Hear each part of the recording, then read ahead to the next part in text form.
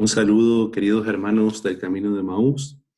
En el día de hoy quiero compartir con ustedes una pequeña reflexión sobre la persona del Espíritu Santo. Ustedes saben que venimos preparándonos para esta fiesta de Pentecostés y en el día de hoy, junto con otras propuestas que les vamos a acercar para realizar de manera personal y con sus familias o personas con aquellas con las que vivan, queremos acercarles esta pequeña reflexión que he preparado para ustedes. Ahora voy a compartir la pantalla y vamos a compartir una pequeña reflexión. La idea es poder meditar un poco en torno a la persona del Espíritu Santo y tratar de descubrir de algún modo cuán importante es esta persona de la Santísima Trinidad también para nuestro movimiento, ¿no? Y desde qué punto de vista podemos descubrir esta vinculación con nuestro movimiento, que es de por sí un carisma, es decir, es un regalo del Espíritu Santo para nuestra iglesia de San Juan. Bueno, y lo primero que vemos aquí es sobre lo que vamos a compartir en este PowerPoint que he preparado. Básicamente vamos a reflexionar sobre dos cosas. Una de ellas son las lecturas que les hemos propuesto en el material que les ha llegado a cada comunidad, que justamente son las lecturas de la vigilia de Pentecostés. Entonces, bueno, hacer una pequeña reflexión en torno a esas lecturas, de modo que puedan también ayudarnos en nuestra lección. Y después vamos a hacer una brevísima reflexión sobre el símbolo del agua. Ustedes saben que en la palabra de Dios el Espíritu Santo está representado de diversas formas.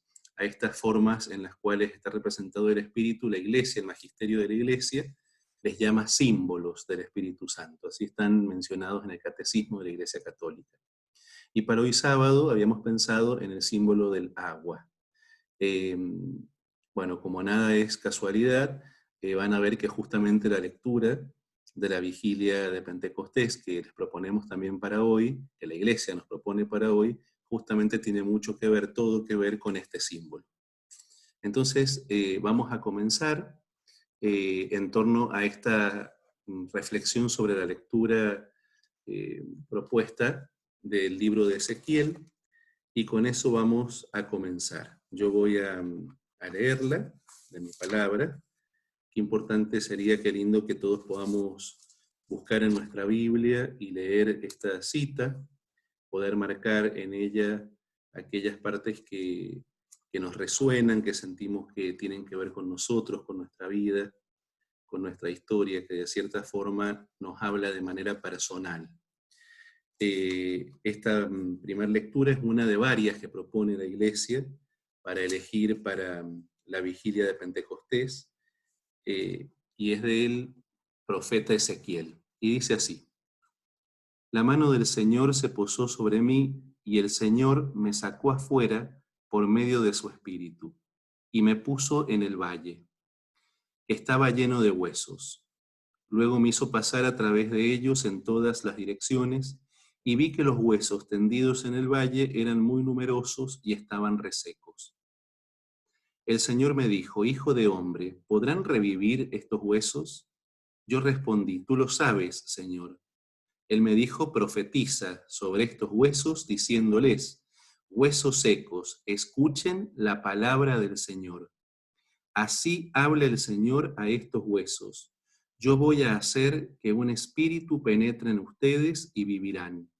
Pondré nervios en ustedes, haré crecer carne sobre ustedes, los recubriré de piel, les infundiré un espíritu y vivirán. Así sabrán que yo soy el Señor.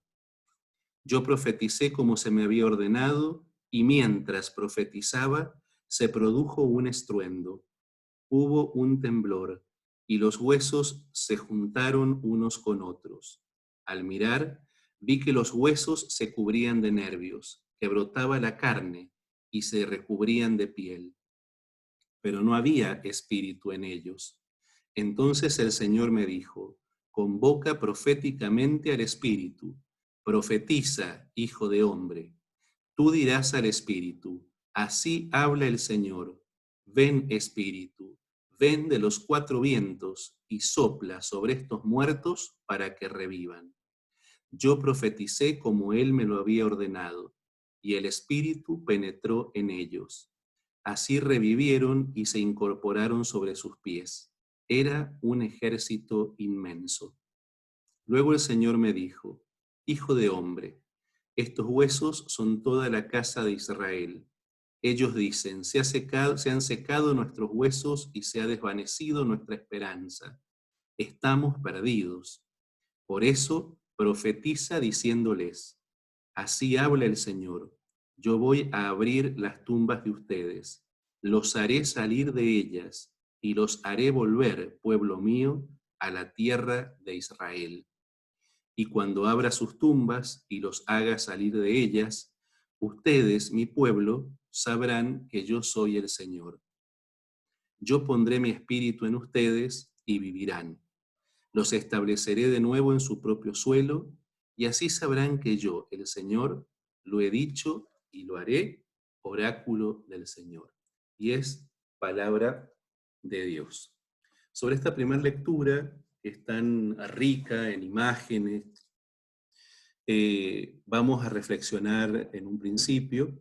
Lo que yo les propongo es poder desglosar, desmenuzar un poco esta palabra en algunos de sus versículos y reflexionar en torno a ellos. Y es lo que vamos a hacer inmediatamente ahora. Fíjense, aquí vemos el inicio de la lectura. Justamente el inicio de la lectura dice: la mano del Señor se posó sobre mí, y el Señor me sacó afuera por medio de su espíritu y me puso en el valle, que estaba lleno de huesos.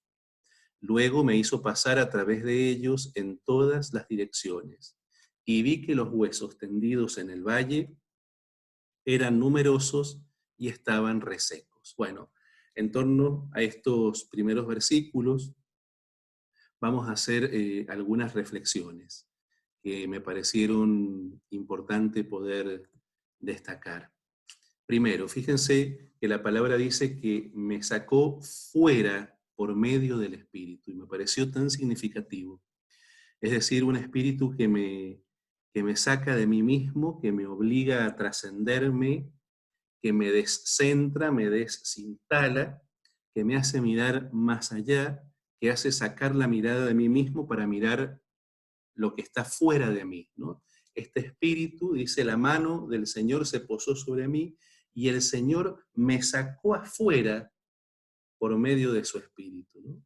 Me pareció súper importante en estos tiempos donde hay tanto sufrimiento en el mundo que nos rodea, tanto dolor, tanta injusticia, poder dejar de mirar nuestra propia existencia y nuestras carencias o lo que quisiéramos, y aprender a mirar al otro, fuera de nosotros, ¿no? Y sentí esto al leer la palabra, cuánto necesitamos del Espíritu de Dios, porque el ser humano de por sí es egoísta, es egocéntrico, nos cuesta salir de nosotros, pero con la ayuda del Espíritu podemos ser sacados de nosotros mismos y puestos, dice la palabra, en el valle, ¿no? Este valle que es el mundo, que es la realidad, que es la cotidianeidad, que es lo que nos rodea, que es el lugar en donde estamos, donde hemos sido sembrados, donde estamos llamados a florecer. Este valle que son, en palabras del Papa Francisco, las periferias, este valle donde hay dolor, hay soledad. ¿Y cómo sabemos que hay todo esto? Bueno, esta palabra nos dice que este valle está lleno de huesos y que estos huesos además son numerosos y están resecos. ¿Cuál es la muerte que me rodea, no? ¿Cuáles son las muertes de aquellos que tenemos cerca, de aquellos con los cuales nos encontramos cada día, que mata su corazón, que mata su interior, que mata su alma, su espiritualidad, que los hace centrarse en ellos mismos, volverse inmanentes, como quizás muchas veces lo somos también nosotros, ¿no? Por eso esta reflexión, y esto es importante decirlo, que por supuesto también podríamos hacerla mirándonos a nosotros, también nosotros fácilmente somos un valle lleno de huesos secos, yo la he pensado, y es la propuesta que les hago hoy, con una mirada hacia afuera, ¿no? Mirar este valle, en el valle en el que hemos sido puestos nosotros, por este Espíritu de Dios, en un valle en el cual estamos rodeados de todas clases de huesos resecos, ¿no? Bueno, preguntarnos, estos huesos que están resecos por estar al aire libre, a la intemperie, expuestos al sol, entonces me hacen pensar en tantas personas que no tienen un techo, que pasan frío, que sufren el desamparo, la injusticia. Y pensaba en una cita en el Salmo 63 que dice, ¿no? Mi alma tiene sed de ti como tierra reseca, sedienta, sin agua, ¿no? ¿Cuántos corazones de nuestros hermanos se sienten así, se sentirán de esta manera? En este valle donde el Espíritu me pone, ¿cuántos hermanos que me rodean están como huesos secos, con una sed interior que no logran saciar, que no se logra satisfacer, porque es una sed eh, ontológica, es una sed de sentido, es una sed que no se sacia con cosas, con éxito, con dinero, sino con bienes materiales, sino que es una sed que se sacia con, con algo más grande que esa sed, ¿no? Y esta solamente puede venir de Dios, esta respuesta y este sentido vital que que nos invita a mirar más allá de nosotros mismos. Continuamos entonces con la lectura. El Señor me dijo, hijo de hombre, ¿podrán revivir estos huesos? Yo respondí, tú lo sabes, Señor. Y él me dijo, profetiza.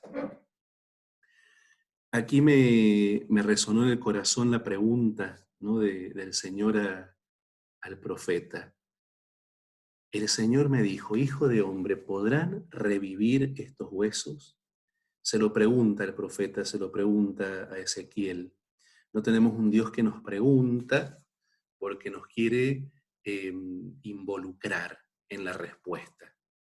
Es un Dios que nos pregunta porque quiere que busquemos dentro nuestro posibilidades de solución a esa pregunta que Él nos está haciendo, que también son nuestras preguntas, pero Él no se limita a responder una pregunta, sino que nos hace pensar, nos invita a mirarnos hacia adentro y buscar nuestras propias respuestas a esa situación concreta en la que quizás nos sentimos perturbados, preocupados, superados, ¿no?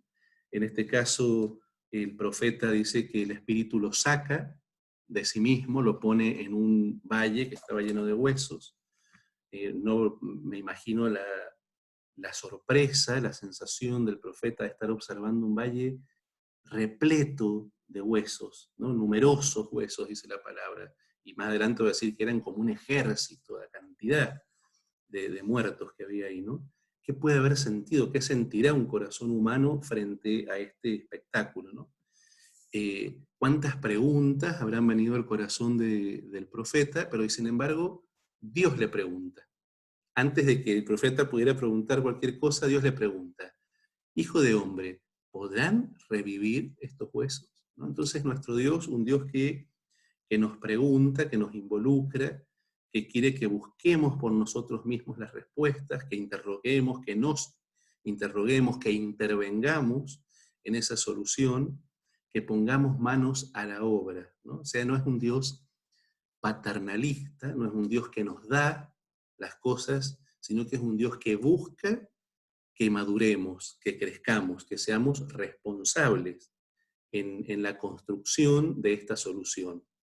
Y se me vinieron tres preguntas, ¿no? Una de ellas, por supuesto, la de la lectura, que dice, ¿podrán revivir estos huesos? Pero se me vino la pregunta que le hace Jesús a Pedro, cuando le dice, ¿me amas más que estos?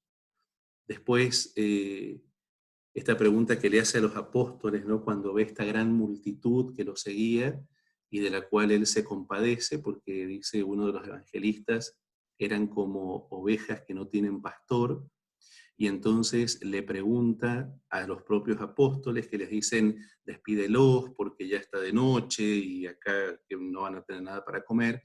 Entonces les pregunta Jesús, ¿y ustedes cuántos panes tienen? ¿No? Antes de despachar, antes de mandar, de decirles que se vayan a otro lugar a saciar sus necesidades, ¿no? Un Dios que nos pregunta. Entonces, luego de preguntarnos, y esto me llamó la atención, reflexionando sobre todo en estas tres preguntas que les estoy presentando en este momento, el luego de preguntar nos da, si se quiere, nos da una tarea, es decir, nos involucra en esta respuesta de la cual nos estaba preguntando. A Pedro, luego de preguntarle si lo ama más que el resto, les va a decir, bueno, apacienta mis ovejas, apacienta mis corderos. A los apóstoles, luego de preguntarles cuántos panes tenían ellos, les dicen, denles ustedes mismos de comer. Y al profeta también le da un mandato, le dice, profetiza, profetiza. ¿Pueden revivir estos huesos? Tú lo sabes, Señor. Entonces, no le dice al Señor, bueno, sí, sí pueden revivir porque yo soy Dios y entonces, no, profetiza, ¿no? Es decir, pueden revivir, tú lo sabes, Señor. Bueno, lo que te toca a vos, tu parte en esta solución es esta, profetiza. Y entonces pensé, para nosotros, para nuestro movimiento, este pedido del Señor, este mandato, profetiza, es súper importante. Tiene una especial significancia para nosotros, porque la tercera dimensión de nuestro carisma justamente es el anuncio querigmático y la diaconía de la palabra. Es decir, nosotros, por nuestro propio carisma, por estar dentro de nuestro movimiento, por estar, digamos, enmarcados, encuadrados, por pertenecer al movimiento Camino de Maús, tenemos la gran misión, el gran pedido de Dios de profetizar.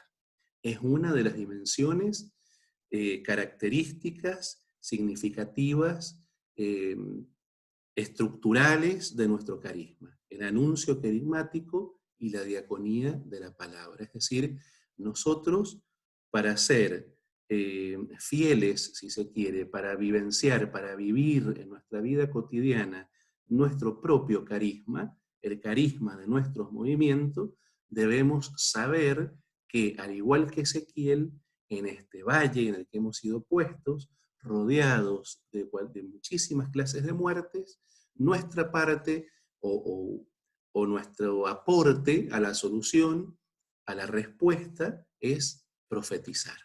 Es anunciar la palabra, es explicar las escrituras, es asegurarnos que aquellos que sufren estas muertes, estas soledades, estos desamparos, conozcan que hay un Dios que los ama, que los salva y que está siempre cercano a ellos. Continuamos entonces con la palabra, ¿no? Dice la palabra, diles, huesos secos, escuchen la palabra del Señor. Fíjense qué fuerte estas palabras que le dice Dios al profeta, ¿no? Ezequiel. Dile a estos huesos, dile a estos muertos, dile a esta muerte que te rodea, escuchen la palabra del Señor. Eso es el contenido de la profecía. Lo que tenía que decir el profeta era, escuchen. ¿Qué cosa?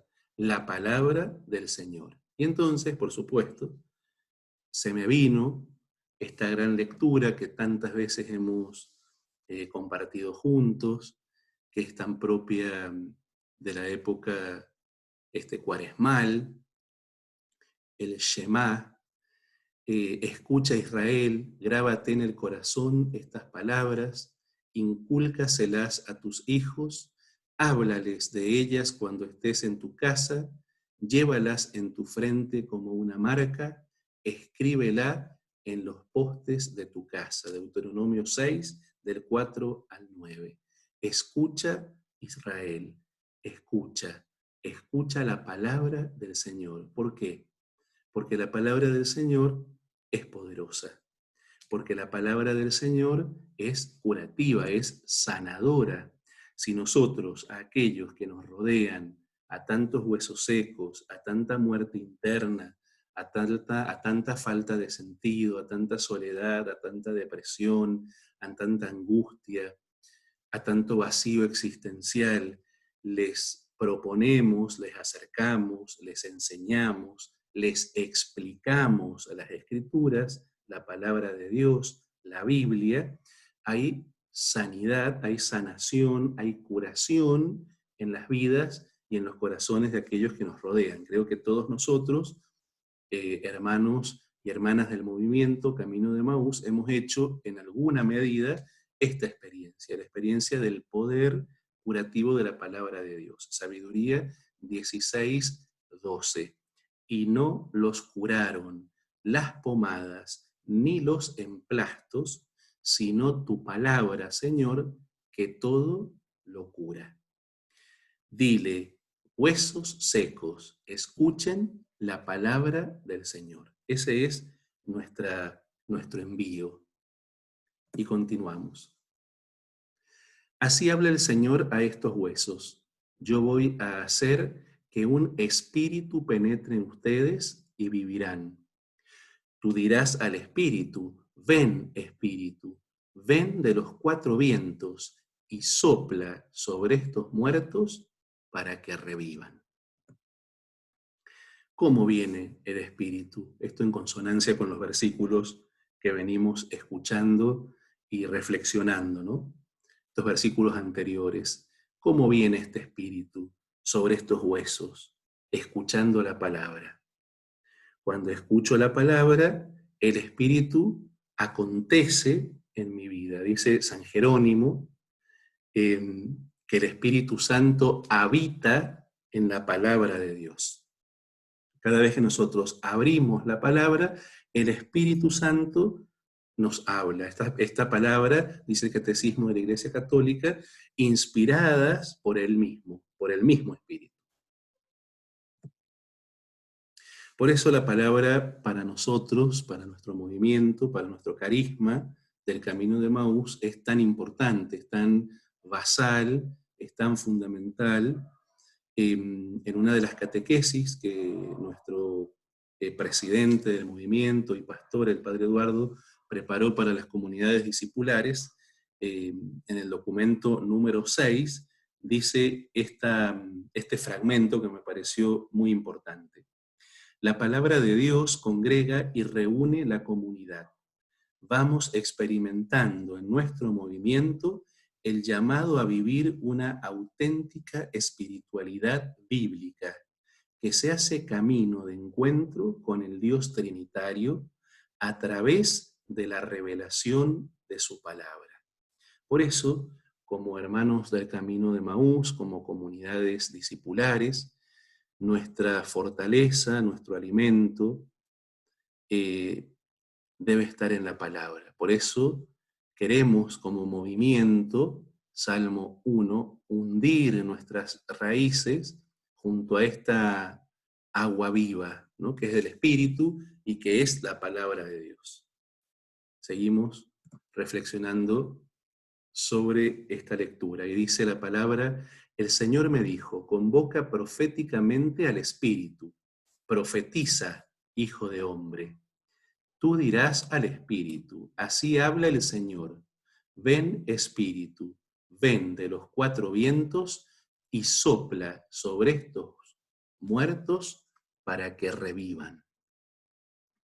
Sopla sobre estos muertos para que revivan, ¿no? Y nuevamente pensaba y sentía desde esta dimensión tan propia de nuestro carisma, que es el anuncio de la palabra, que es la diaconía de la palabra, el querigma, explicar las escrituras a los demás, que importante poder comprender que también a nosotros el Espíritu nos invita, nos pide, nos interpela, nos exhorta a profetizar sobre los que nos rodean, ¿no? A pronunciar una palabra de Dios sobre aquello que nos rodea, sobre ese valle, esa realidad en la que hemos sido colocados, puestos por el Espíritu. El Catecismo de la Iglesia Católica dice en el número 691, Espíritu Santo es el nombre propio de aquel que adoramos y glorificamos con el Padre y con el Hijo. El término hebreo ruaj, que en su primera acepción significa soplo, aire, viento. Esto nos dice la teología fundamental del Catecismo de la Iglesia Católica, ¿no? Cada vez que en la palabra escuchamos sobre este viento impetuoso, ya sea una brisa suave o un viento impetuoso, el soplo, el aire, el viento, son símbolos, simbologías del Espíritu de Dios, del Espíritu Santo. Es decir, Dios le dice al profeta que convoque, que invoque al Espíritu de Dios desde los 4 puntos cardinales, y que cuando Él viene y sopla sobre toda muerte, sobre toda clase de muerte, los muertos reviven. Por eso, dice también esta lectura, así habla el Señor, yo voy a abrir las tumbas de ustedes, los haré salir de ellas y los haré volver. Yo pondré mi espíritu en ustedes y vivirán. Y aquí está como una de los grandes mensajes que me gustaría dejar hoy, ¿no? Y que pudiéramos reflexionar. Para nosotros la resurrección es fundamental, para nuestro carisma la resurrección es fundamental, es otra de las dimensiones de nuestro carisma, pero a la vez es como transversal a toda la manifestación, si se quiere, conductual de la vivencia del carisma. Es decir, nosotros queremos que nos reconozcan, si se quiere, como parafraseando un poco a Jesús, no solo por el amor que nos tenemos los unos a los otros, sino por la vida que sembramos a nuestro paso, por la vida y la resurrección que sembramos en la cotidianeidad, en los lugares donde estamos, en las personas con las cuales interactuamos. Ese es nuestro carisma. Y es el Espíritu Santo, es el Espíritu de Dios el que nos trae esa vida nueva, es el que nos resucita, el que nos revive, el que nos vivifica y el que nos puede dar la gracia de poder llevar a la plenitud este carisma, nuestro carisma. El Espíritu Santo nos saca de nuestras tumbas, el Espíritu Santo nos hace volver al Padre del que tantas veces nos alejamos. Con el Espíritu volvemos a vivir. Es decir, también nosotros muchas veces, por nuestra naturaleza, por nuestra realidad de estar quebrados, de estar rotos, nos alejamos del plan de Dios muchas veces. Lo hemos hecho y lo volveremos a hacer. Es nuestra naturaleza que está caída. Es la concupiscencia humana, ¿no? Esta tendencia necia de alejarnos de la vida, que es el Padre. Pero una y otra vez nos vamos a alejar y una y otra vez el Espíritu de Dios nos puede dar nueva vida, nos puede volver a hacer nacer de nuevo, como le dijo Jesús a Nicodemo, ¿no? El que nace del agua y del Espíritu, para poder expandir esta vida y esta propuesta de vida que nos trae Jesucristo y que nosotros queremos replicar y hacer patente con nuestro carisma, con nuestro movimiento en el mundo. Finalmente, unas breves reflexiones con respecto al Evangelio. Este es el Evangelio que les hemos presentado para poder hacer su lección hoy. Fíjense que es cortito, es del Evangelio de Juan y tiene todo que ver, como les dije al inicio, con el símbolo que queremos rescatar para el día de hoy, que es el símbolo del agua. Dice el Evangelio: el último día, el más solemne de la fiesta, Jesús, poniéndose de pie, exclamó: el que tenga sed, venga a mí y beba. Como dice la Escritura, de su seno brotarán manantiales de agua viva. Él se refería al Espíritu que debían recibir los que creyeran en él, porque el Espíritu no había sido dado todavía, ya que Jesús aún no había sido glorificado. El último día de la fiesta, el más solemne, Jesús dijo: el que tenga sed, venga a mí y beba. Jesús nos ofrece el agua viva. Jesús, que conoce de nuestra sed interior, nos propone un agua de la cual, si accedemos a ella, si bebemos de ella, no volveremos a tener sed. Se lo dice la samaritana, ¿no? Si conocieras el don de Dios y quién es el que te está hablando, tú misma le pedirías agua y Él te daría de beber y nunca más volverías a tener sed. Un agua viva, el agua del Espíritu, un agua que sacia nuestra sed interior, que es una sed de infinito, que es una sed inmensa. Me hace acordar a unas palabras de Francisco en la Evangelii Gaudium, hermosas palabras que dicen: nuestra tristeza infinita solo puede ser calmada con un infinito amor. Ese es el Espíritu de Dios. Es el Espíritu el que puede curar, sanar nuestra tristeza infinita. Nuestra tristeza infinita. Y pensaba, qué desesperante que es la sed. Y qué vital, qué fundamental es para nosotros el agua.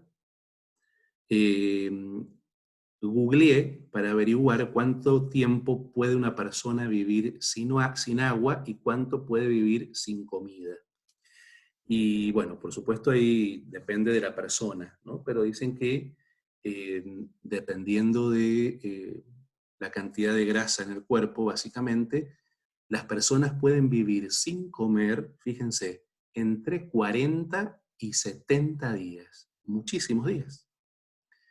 Entre 40 y 70 días podríamos sobrevivir sin comer nada, sin comer nada. Pero ¿cuánto es el promedio de días que podemos vivir sin beber?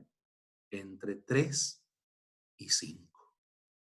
O sea, podríamos estar más de un mes sin comer, pero no podemos estar más de 5 días, como mucho, menos, es lo más posible, sin beber. Es decir, el agua es para nosotros fundamental. Entonces, por supuesto, no es casual que el Señor compare este espíritu con el agua.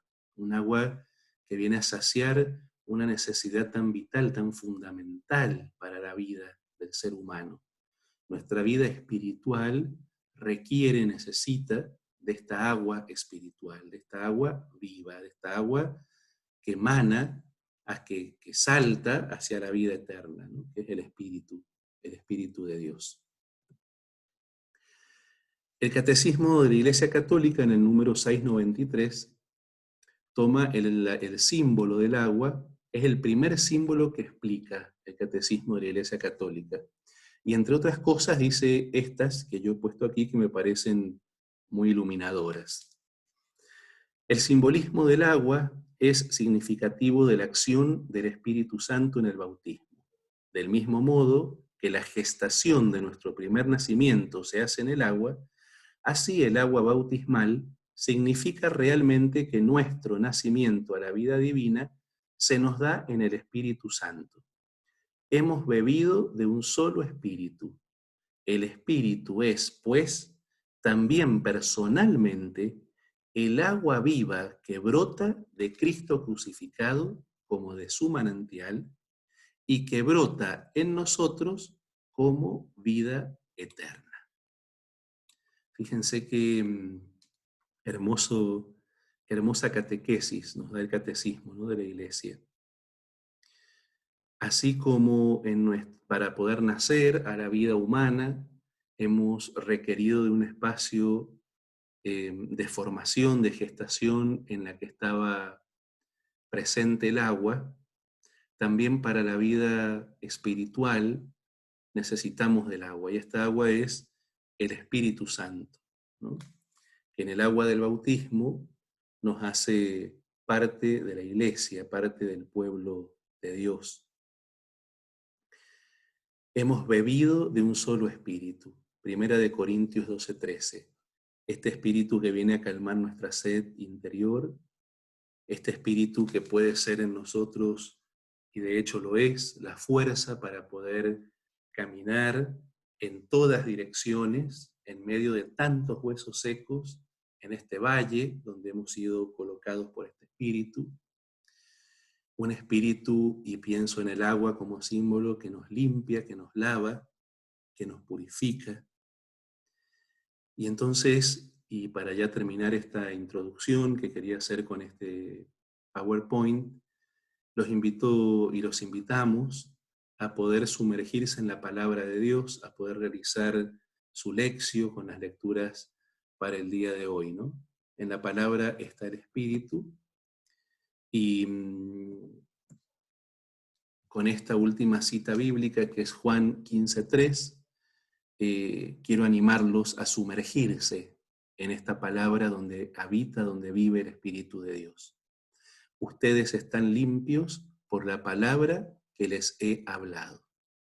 Hermanos queridos, que puedan encontrarse con Jesús resucitado al realizar su lección, y que en esta noche, cuando celebremos la fiesta de Pentecostés, con nuestra misa, nuestra adoración, nuestra efusión del Espíritu, podamos pedirle también al Señor sus dones y sus carismas, y la gracia de poder ser fieles y vivir cada vez mejor, más y mejor, nuestro